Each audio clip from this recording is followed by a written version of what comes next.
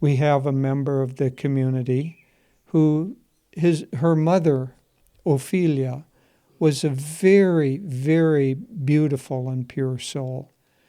And Ophelia came up as a Catholic and was going to be a nun, but it didn't quite work out. So she married and had something like 10 or 12 children.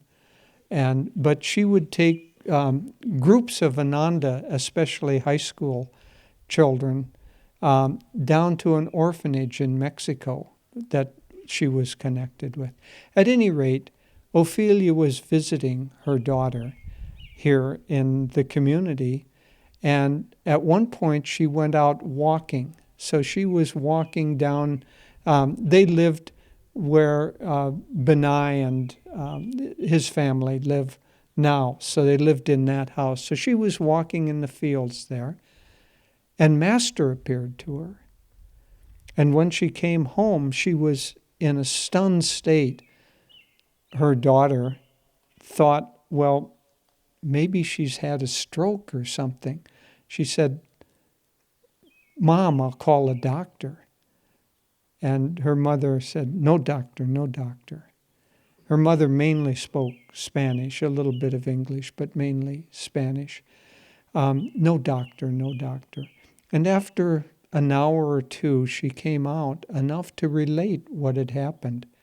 So she was walking, and Master appeared to her in physical form, right here.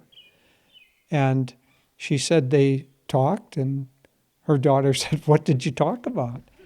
She said, our family, my kids. And she said, but you don't speak much English. How did you talk? He said, we talked.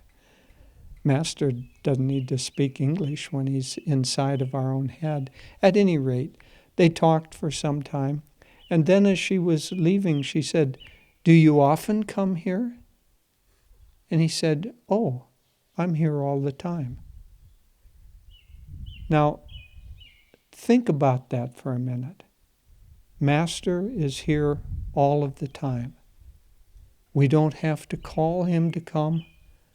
We don't have to ask him to cross the gulf after death.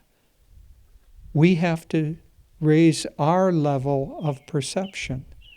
And if we can raise our level of perception, then we will see him here all of the time.